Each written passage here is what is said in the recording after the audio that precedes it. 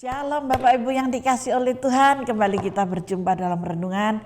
Kita sehat, kita kuat, semuanya sehat dan baik-baik pasti dan selalu. Salam sejahtera buat semuanya dimanapun saudara berada. Mari kita angkat pujian, kita menyembah Tuhan dan kita mau dengar apa yang Tuhan ajarkan buat kita hari ini. Haleluya, setuju? Mari kita angkat pujian ini, Roh Allah yang hidup penuhi setiap kehidupan kami. Yang hidup penuhiku, biarlah setiap kita dipenuhi oleh Roh Allah yang hidup. Hidup pulihkanku, biarlah Roh Allah memulihkan kehidupan kita masing-masing. Pan ke atasku, amin, amin. Membangkitkan kuasa-Mu. Kuasa Tuhan akan membangkitkan roh kita ketika saudara dan saya mau membuka hati untuk Tuhan. Maka karya Roh Kudus akan lebih luar biasa lagi di dalam setiap kita, pribadi lepas pribadi. Amin. Turunlah urapan ke atasku, ya Tuhan. Membangkitkan kuasa-Mu, membebaskan hidup yang terbelenggu. Amin, amin. Memulihkan hati mereka yang terluka, serta menjelikan mata yang buta. Jadikan hidup kami Bapa sebagai alat kerajaan-Mu Tuhan, yang penuh dengan urapan dan kuasa yang baru, dan Kau akan menyatakan kebesaran-Mu di dalam setiap mujizat yang Kau kerjakan Bapa.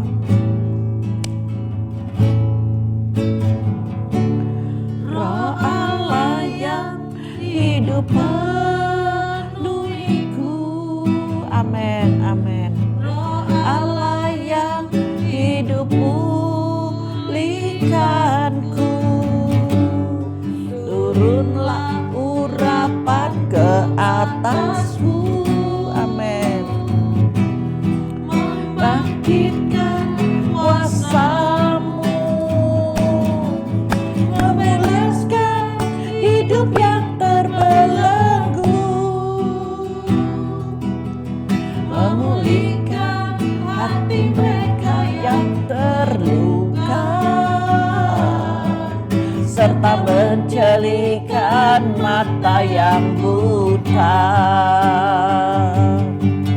Jadikan hidupku alat-Mu, dipenuhi urapan baru, menyatakan kebesaran kuasa-Mu. Haleluya. Membebaskan hidup yang terbelenggu, memulihkan hati mereka yang terluka, serta menjelikan mata yang buta. Jadikan hidupku alat-Mu, dipenuhi urapan baru, menyatakan kebesaran kuasa-Mu. Jadikan hidupku alat-Mu, dipenuhi urapan baru, menyatakan kebesaran kuasa-Mu. Jadikan hidupku alat-Mu, dipenuhi urapan baru, menyatakan kebesaran kuasa-Mu. Oh, mari kita sembah Dia. Oh, haleluya. Penuhi kami Bapa dengan urapan yang baru. Urapi setiap kami Bapa. Haleluya, haleluya, haleluya. Kami rindu rindu Engkau Tuhan. Kami rindu Engkau Yesus. Kami rindu Engkau ya Bapa. Haleluya, haleluya. Sungguh kami merindukan-Mu Yesus. Sungguh kami merindukan-Mu Tuhan.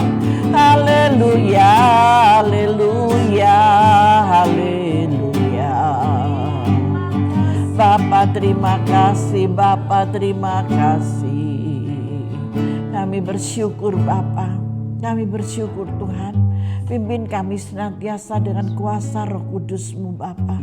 Tanpa pimpinan kuasa Roh Kudus-Mu, kami akan kandas Tuhan. Kami tidak akan pernah bisa sampai kepada visi dan misi kami Tuhan. Tetapi ketika kami mengikuti dengan pimpinan kuasa Roh Kudus-Mu, maka kami yakin dan percaya semua Engkau buat berhasil dan sukses Tuhan. Di dalam nama Yesus. Terima kasih banyak Bapak, terima kasih. Berkaryalah Kau lebih lagi Bapak di dalam kami. Bapak, ajarilah kami Tuhan untuk terus mengerti akan kebenaran firman-Mu sehingga kami boleh menjadi berkat dan berdampak bagi banyak orang. Terima kasih banyak Bapak, terima kasih. Kami bersyukur dan bersyukur. Saat ini Bapak, kami mau duduk manis di bawah kaki-Mu, kami mau dengar kebenaran firman-Mu, dan kami mau mengikuti jalan-jalan-Mu. Hanya di dalam nama Tuhan Yesus Kristus kami siap untuk menerima pengajaran yang baru hari ini. Haleluya. Yang siap menerima pengajaran yang baru, mari bersama saya katakan amin. Tuhan Yesus memberkati kita semuanya. Mari Bapak Ibu yang dikasihi oleh Tuhan, saudara sekalian dimanapun kau berada, kita masuk dalam firman Tuhan ya. Hari ini saya mengambil dari 2 Raja-Raja pasal 2 ayat yang ke-13 sampai ke-18. Kita masih ada di dalam Elia dan Elisa ya. Ayat 13 ya. Sesudah itu dipungutnya jubah Elia. 2 Raja-Raja 2 ayat 13 sampai 18. Hanya 5 aja yang kita baca, 5 ayat ya. Sudah semua siap? Oke. Sesudah itu dipungutnya jubah Elia yang telah terjatuh. Lalu ia berjalan hendak pulang dan berdiri di tepi sungai Yordan. Ia mengambil jubah Elia yang telah terjatuh itu, dipukulkannya ke atas air itu sambil berseru, "Di manakah Tuhan, Allah Elia?" Ia memukul air itu lalu terbagi ke sebelah sini dan ke sebelah sana. Maka menyeberanglah Elisa. Jadi air laut itu terkuak. Ketika rombongan nabi yang dari Yeriko itu melihat dia dari jauh, mereka berkata, "Roh Elia telah hinggap pada Elisa." Mereka datang menemui dia lalu sujudlah mereka kepadanya sampai ke tanah. Mereka berkata, "Coba lihat, di antara hamba-hambamu ini ada 50 orang laki-laki, orang-orang tangkas. Biarlah mereka itu pergi mencari tuanmu. Jangan-jangan ia diangkat oleh roh Tuhan dan dilemparkannya ke atas salah satu gunung atau ke dalam salah satu lembah." Elisa menjawab, "Janganlah suruh pergi." Tetapi ketika mereka mendesak-desak dia sampai memalukan, maka berkatalah ia, "Suruhlah pergi." Mereka menyuruh 50 orang-orang ini mencari 3 hari lamanya tetapi tidak bertemu dengan Elia. 18. Ketika mereka kembali kepada Elisa yang masih tinggal di kota Yeriko, berkatalah Elisa kepada mereka, "Bukankah telah kukatakan kepadamu, jangan pergi?" Jadi sudah diberitahu ketika saudara dan saya hidup di dalam pimpinan roh. Ya, ini berbicara hidup dalam pimpinan roh. Roh apa? Roh yang kudus. Kalau kita hidup di dalam pimpinan Roh Kudus, itu roh Tuhan yang menuntunnya. Tetapi kalau kita hidup di dalam pimpinan daging, itu roh daging yang memimpin kita. Nah, ketika roh daging ini memimpin kita, itu banyak yang salah, banyak yang negatif, banyak yang menjadikan suatu pemecah belah, banyak yang menjadi konflik gitu ya. Tetapi ketika roh Kudus yang menuntun, Roh Kudus yang memimpin, hidupnya itu akan aman, hidupnya itu akan berdampak. Karena apa? Karena pujian tadi mengatakan membebaskan setiap hidup kita yang terbelenggu dan untuk memulihkan hati kita yang terluka serta mencelikkan setiap mata yang buta. Dan kita meminta, jadikan aku Tuhan, hidupku ini alatmu yang engkau penuhi dengan urapan baru. Yang paling utama itu adalah urapan yang baru, Bapak Ibu yang dikasih oleh Tuhan ya. Ini sudah mulai hidup di dalam roh itu di ayat yang ke-13. Sesudah itu dipungutnya jubah Elia yang telah terjatuh. Lalu Elisa berjalan hendak pulang dan berdiri di tepi sungai Yordan. Dia sudah membawa jubah Elia. Roh Elia, separuh dari roh Elia itu ada pada Elisa. Nah, ketika Elia itu hidup dengan pimpinan roh, maka dia hanya dengar apa yang roh Tuhan katakan. Dia mengalahkan dagingnya sama sekali. Kalau orang-orang Kristen yang masih hidup di dalam daging itu tidak dipimpin oleh roh, tetapi dipimpin oleh daging mereka. Kekristenan bukan satu jaminan bahwa engkau adalah orang-orang yang hidup diurapi, tetapi yang menjadi jaminan adalah ketika saudara dan saya, kita sebagai orang percaya di dalam Yesus mau dipimpin oleh roh. Roh yang apa, Bu? Roh yang kudus. Roh yang kudus itu roh siapa? Roh Tuhan sendiri yang ada padamu. Seperti yang ada di ayat yang ke-13 ini. Di dalam roh itu ada kuasa yang sungguh luar biasa. Elisa mengambil jubah Elia yang telah terjatuh itu, dipukulkannya ke atas air itu sambil berseru, "Di manakah Tuhan Allah Elia?" Elisa memukul air itu lalu terbagi ke sebelah sini dan ke sebelah sana, maka menyeberanglah Elisa. Ada kuasa. Ketika kita mau hidup dipimpin oleh Roh Kudus, ada kuasa. Kuasa yang tidak terlihat itu menyertai saudara. Di dalam kuasa itu membutuhkan orang yang taat dan orang yang setia. Tidak memandang kelelahan fisiknya, tidak memandang kelelahan hatinya. Bapak Ibu pernah lelah hati? Pernah enggak? Pernah ya. Tidak merasakan kelelahan hati. Biarlah kelelahan hati dia bayar dengan mencucurkan air mata. Ketika orang itu ada di dalam pimpinan roh, dia akan mengalah dalam segala kedagingan. Dia harus mampu untuk mengatasi kedagingan. Orang yang hidup di dalam daging itu arogan. Orang yang hidup di dalam daging itu selalu memikirkan dirinya sendiri. Orang yang hidup di dalam daging itu emosinya tinggi sekali.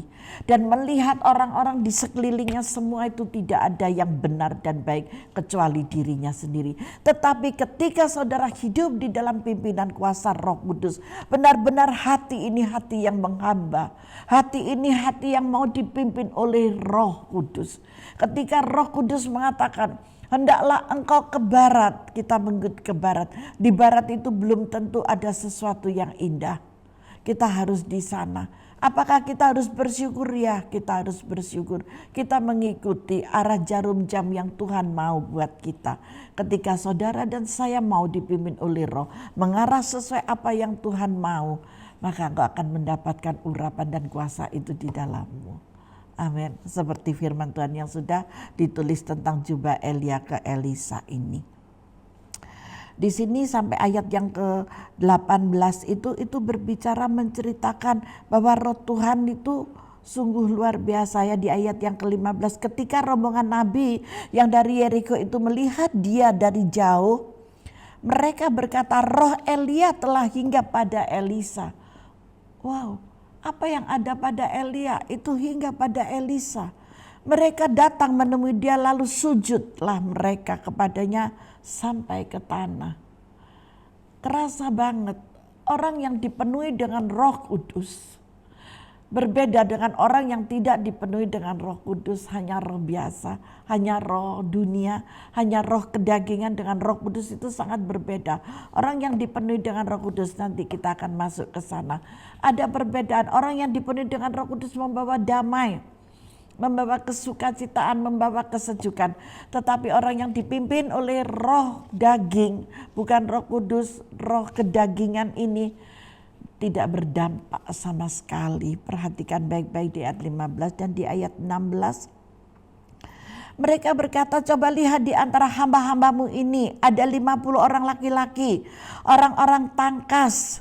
Biarlah mereka itu pergi mencari Tuanmu. Jangan-jangan ia diangkat oleh roh Tuhan dan dilemparkannya ke atas salah satu gunung atau ke dalam salah satu lembah.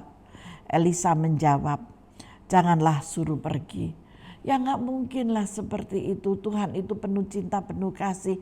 Dan Tuhan tahu segala caranya. Dan apa yang ada pada Elia dan apa yang ada pada Elisa. Apa yang menjadi kesepakatan mereka berdua. Ini hanya memindahkan roh kudus yang ada pada Elia. Dipindahkan separuhnya kepada Elisa. Dan Elisa memiliki karakter yang dipimpin oleh roh kudus. Yang memiliki kelemah lembutan, kedamaian dan lain sebagainya, nanti kita masuk ke sana. Tetapi ketika mereka mendesak-desak dia sampai memalukan, maka berkatalah ia, suruhlah pergi. Mereka menyuruh 50 orang-orang ini mencari 3 hari lamanya, tetapi tidak bertemu dengan Elia. Memang Elia sudah terangkat gitu. Nah, ketika mereka kembali kepada Elisa yang masih tinggal di kota Yeriko, berkatalah orang-orang itu kepada mereka, bukankah telah kukatakan kepadamu jangan pergi. Tetap harus memiliki roh yang taat, roh yang tunduk, roh yang setia. Nah, di sini Bapak Ibu yang saya kasihi dan saya hormati, kita itu harus waspada bahwa segala sesuatu yang berasal dari daging akan menganiaya segala sesuatu yang dari Allah. Jadi pasti ada perdebatan, tidak bisa menyatu. Roh Allah dan roh daging ini terus kontras.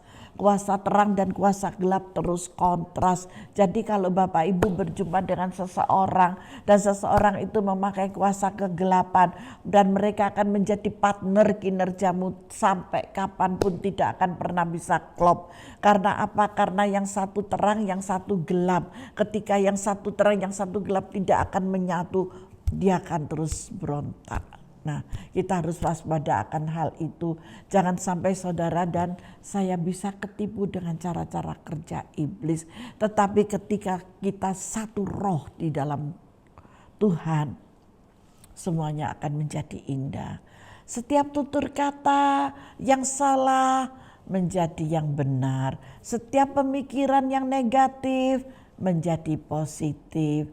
Setiap perilaku yang tidak nyaman menjadi damai. Itu adalah kesatuan roh. Tetapi kalau roh itu yang berbeda, roh kudus dan roh dunia itu tidak bisa pernah menyatu sampai kapanpun.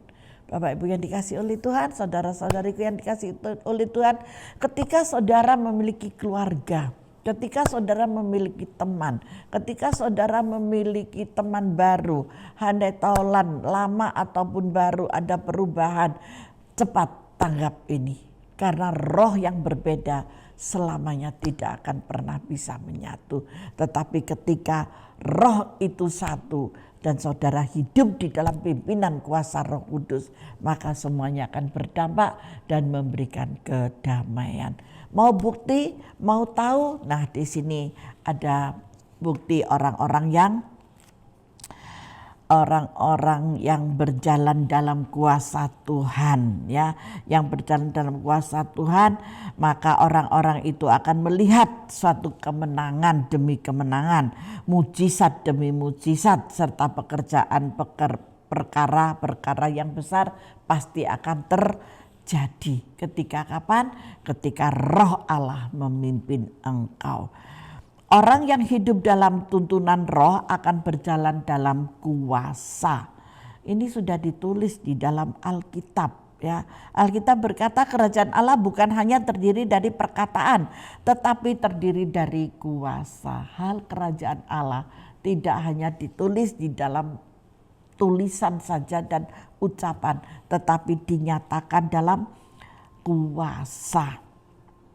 Kalau kerajaan Allah atau hidup kita hanya berjalan dalam perkataan saja, maka hidup kekristenan kita akan membosankan. Tetapi waktu kita mulai berjalan dalam kuasa, maka di situ akan melihat kemenangan demi kemenangan, mujizat demi mujizat, serta perkara-perkara besar mulai terjadi. Kalau saudara hidup di dalam pimpinan kuasa Roh Kudus, tanda-tanda itu menyertai orang benar. Hidupmu benar, engkau diberkati, apa saja yang kau kerjakan Tuhan buat berhasil, dan kehidupanmu penuh damai, penuh sejahtera, tidak ada perselisihan, tidak ada pertentangan, tidak ada kemarahan, tetapi semuanya damai. Tetapi kalau masih ditunggangi dengan orang-orang yang dengan memiliki roh kedagingan, itu yang akan membuat celaka semuanya. Tidak ada kedamaian, tidak ada kesukaan, berkat pun tidak akan kunjung datang. Jadi Bapak Ibu yang dikasih oleh Tuhan, mari saya ajak pengajaran yang Tuhan berikan hari ini buat kita. Biarlah hidup saudara dan saya mau untuk dipimpin oleh Roh Allah. Amin. Saudara setuju hidup saudara mau dipimpin oleh Roh Allah? Ketika saudara mau dan setuju, jangan khawatir. Engkau akan diberkati dengan luar biasa karena kerukunan, kedamaian dan di dalam kehidupan keluargamu. Engkau hidup bahagia, hidup rukun, aman dan sentosa, sejahtera sampai kapanpun. Dan engkau tidak akan pernah kekurangan suatu apapun. Mungkin hidupmu pas-pasan, yang dimaksud pas-pasan, pas saudara butuh, pas itu juga saudara juga memperolehnya. Jadi gak sampai Tuhan itu permalukan, tetapi semuanya menjadi oke dan yang luar biasa. Jadi orang yang hidup dalam tuntunan Roh akan berjalan dalam kuasa Allah. Tetapi orang yang tidak dituntun di dalam Roh, dia tidak akan berjalan dalam kuasa, tetapi dia akan berjalan dari dalam pikirannya sendiri yang dituntun oleh roh-roh yang lain. Roh-roh yang lain itu roh apa, Bu? Roh yang membuat kekecewaan, membuat kesedihan, membuat kesusahan, membuat kebangkrutan, membuat ketidaknyamanan, membuat semuanya itu menjadi terbengkalai. Tetapi ketika mau dipimpin oleh Roh yang kudus ini, maka saudara dibebaskan. Dan saudara adalah orang-orang yang sudah dimerdekakan. Dan saudara berhak menerima kemenangan dan kemerdekaan yang sejati yang dari Tuhan. Haleluya. Tuhan sungguh dahsyat, Tuhan sungguh baik, Tuhan sungguh luar biasa. Orang yang hidup dalam tuntunan Roh akan mengeluarkan buah-buah Roh Kudus. Amin. Ada 9 karunia buah-buah Roh Kudus. Ada damai, ada sukacita, ada kelemah lembutan, ada penguasaan diri. Tidak ada hukum yang menentang hal itu. Semuanya sempurna karena saudara menjadi berkat ketika saudara diberkati. Amin. Tidak pernah menyakitkan orang lain. Mungkin saudara sering disakitkan, tetapi dari pribadimu sendiri mengeluarkan air yang bersih, mengeluarkan air yang jernih, sehingga saudara tidak pernah menyakiti orang-orang di sekitarmu. Karena yang bisa merasakan itu bukan orang jauh, tetapi orang yang tinggal serumah dengannya. Gak usah lama-lama, cukup 1 bulan saudara akan mengerti siapa dia dan siapa aku. Siapa Roh Kudus dan siapa roh kedagingan, itu kita akan tahu. Ketika saudara tahu, saudara akan melihat ini loh perbedaannya. Roh yang dari Tuhan dan roh yang bukan dari Tuhan. Tetapi Bapak Ibu saya ingatkan, Bapak Ibu jangan takut. Terus gali, carilah roh Tuhan. Carilah roh kebenaran. Carilah Roh Kudus. Ketika saudara berkomitmen untuk mencari roh yang kudus, roh yang memberikan ketetapan-ketetapan yang mendatangkan berkat dan damai sejahtera, sukacita serta keberhasilan, yaitu hanya ada satu di dalam Tuhan Yesus Kristus. Milikilah Roh Kudus, roh kebenaran yang memerdekakan dan yang membuat mujizat yang besar, yang memberikan perlindungan dalam kasih sayang dan anugerahnya. Wow, haleluya. Tuhan Yesus memberkati saudara dan saya. Hari ini saya memberikan judul, hiduplah di dalam pimpinan Roh Kudus. Karena ketika saudara ada di dalam pimpinan Roh Kudus, maka hidupmu akan aman, hidupmu akan terkendali, hidupmu akan penuh dengan sejahtera dan sukacita. Kelimpahan pasti menyertai. Tidak ada orang yang hidup dipimpin oleh Roh Kudus amburadul, tidak ada. Iblis memang berkuasa. Iblis selalu untuk membuat yang sedemikian. Tetapi ketika roh Tuhan ini kuat, engkau tidak akan pernah bisa menghancurkannya. Justru dibalik, Tuhan tidak mau dengan kekerasan. Tuhan cukup mengambil dia dan melemparkannya dan membuangnya. Di telapak tangannya ada kasih sayang. Dan saudara diberkati dengan luar biasa. Haleluya. Mau hidup dipimpin oleh Roh Kudus, mengalir dengan kesejahteraan hatimu. Tahan segala keemosianmu.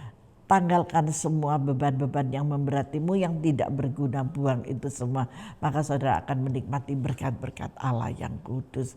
Haleluya. Ketika saudara mau dipimpin oleh Roh Kudus itu sangat terlihat saudara menyejukkan bagi banyak orang. Baik tutur katamu, baik cara pandangmu, baik senyummu, tingkah lakumu akan membawa dampak yang menyejukkan seperti Bapa. Haleluya. Tuhan Yesus memberkati kita semua. Mari kita masuk di dalam doa. Bapa, terima kasih buat pengertian hari ini, pelayananmu hari ini buat kami. Kami mau Tuhan hidup dipimpin oleh Roh Kudus-Mu. Karena kami tanpa Roh Kudus-Mu kami kehilangan arah. Kami kehilangan arah yang baik Tuhan. Arah kami selalu arah yang salah. Tetapi ketika kami mau membuka hati kami mau ada di dalam pimpinan kuasa Roh Kudus-Mu, maka semuanya akan menjadi indah. Roh-roh jahat semua yang ada di sekeliling kami disingkirkan di dalam nama kuasa Tuhan Yesus Kristus. Dan Roh Kudus itu yang turun menaungi dan memberkatinya. Di dalam nama Yesus, tipu muslihat iblis, pengajaran-pengajaran palsu disingkirkan semuanya di dalam nama Tuhan Yesus Kristus. Suatu kemenangan yang besar turun atas setiap kehidupan kami di dalam nama Yesus. Lebih-lebih hamba-hamba Tuhan, keluarga hamba-hambamu yang melayani Engkau Bapa, hamba mengangkat tangan buat mereka. Engkau yang turun tangan dan memberkatinya, melepaskan dan melenyapkan segala kuasa-kuasa roh kedagingan yang berusaha menunggangi roh Tuhan ini. Kami lenyapkan sekarang juga roh pemecah belah, kami hancurkan di dalam nama Yesus. Roh fitnah kami hancurkan di dalam nama Yesus. Roh yang ingin merampas apa yang menjadi hak dari anak-anak-Mu, kami hancurkan di dalam nama kuasa Tuhan Yesus Kristus. Turunlah berkat-Mu Tuhan, berkat Abraham, Ishak dan Yakub atas mereka, dan mereka berhak untuk menerimanya Bapa, dan hidup di dalam kemurahan kasih-Mu yang dipimpin oleh Roh Kudus-Mu sendiri di dalam nama Tuhan Yesus Kristus. Terima kasih banyak Bapa, terima kasih, berkati anak-anak-Mu Bapa dimanapun mereka berada, yang sedang melihat dan mengikuti ibadah online renungan Kita Sehat Kita Kuat ini di dalam nama Tuhan Yesus Kristus. Haleluya, terpujilah Engkau Bapa, kekal untuk selama-lamanya. Haleluya, amin. Tuhan Yesus memberkati kita semuanya.